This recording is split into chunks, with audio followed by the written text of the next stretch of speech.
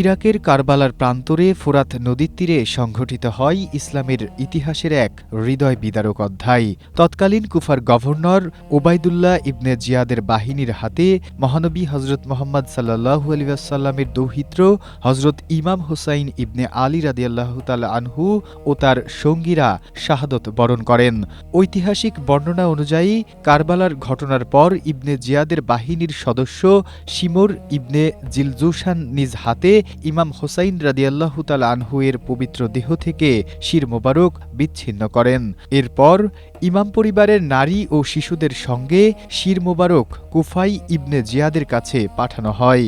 নবীর দৌহিত্র এমন একজন মানুষ, তাকে কারবালার সেই ঐতিহাসিক প্রান্তরে মর্মান্তিকভাবে তাকে শহীদ করা হয়েছিল এই 10ই মুহররমের আজকের এই দিনে।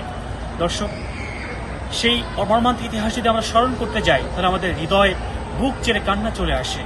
ইবনে জিয়াদ ইমাম হোসাইন রাদিয়াল্লাহু তাআলা আনহু এর শির মোবারক সহ আহলে বাইতের সদস্যদের দামেস্কে এজিদের দরবারে পাঠান।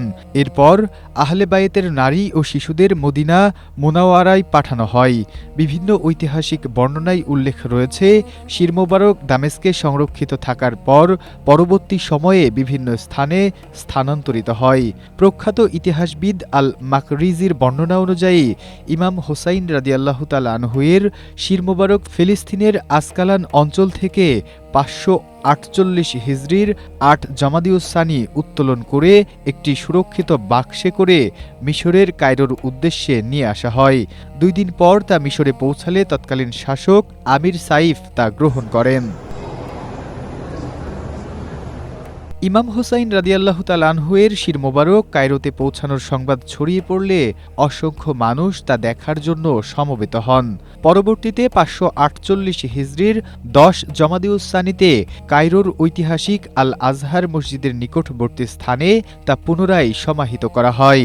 সেই স্থানকে কেন্দ্র করেই পরবর্তীতে নির্মিত হয় বিখ্যাত সাইয়েদিনা হোসাইন মসজিদ, যা আজ মিশরের জাতীয় মসজিদ ও মুসলমানদের কাছে অন্যতম সম্মানিত ধর্মীয় স্থাপনা। তবে এ ব্যাপারে ভিন্ন একটি ঘটনার বর্ণনাও পাওয়া যায় ইতিহাসবিদদের পক্ষ থেকে। Desk report, Asia post.